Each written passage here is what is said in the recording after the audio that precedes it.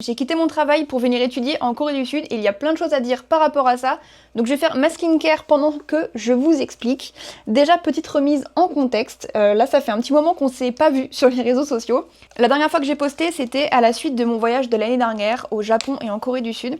Et en fait, quand je suis revenue, j'ai arrêté de poster. Premièrement, reprise du travail et ensuite, deuxièmement, je préparais mon retour en Corée du Sud. Le projet de base, c'était de faire 1 an du coup en PVT. Sauf que autant pendant un voyage ça me dérange pas en fait de communiquer uniquement en anglais, mais là pendant 1 an je voulais quand même avoir des bases en coréen pour pouvoir communiquer un peu plus facilement. Donc je me suis dit pourquoi pas m'inscrire à l'université pour pouvoir étudier pendant 6 mois. Alors pourquoi pas plus de 6 mois? Tout simplement puisque le PVT en fait on ne peut pas faire la demande quand on a 31 ans, c'est avant. Et pour ceux qui ne le savent pas, j'ai 30 ans.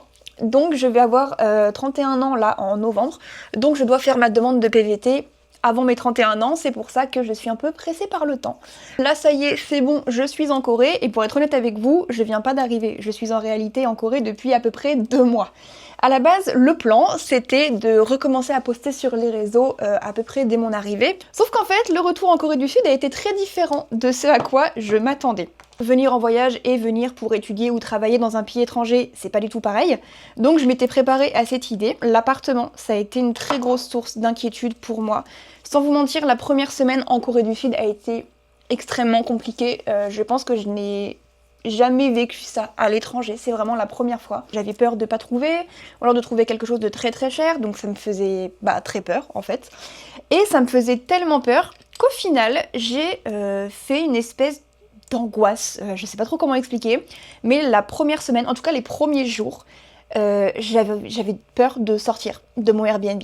Normalement ça ne m'arrive absolument pas en Corée, je suis toujours fourrée dehors, et je me rappelle, il y a eu un jour, j'étais dans la rue, et je me suis dit, mais putain, qu'est-ce que je fous là quoi? En fait, je me suis dit, qu'est-ce que je fous là? En fait, c'était la peur qui parlait clairement.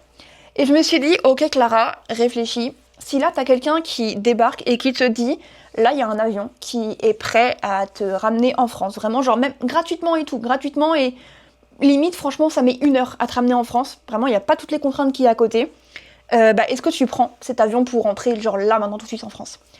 Et il m'a fallu littéralement une demi-seconde pour me dire, mais même pas en rêve je rentre.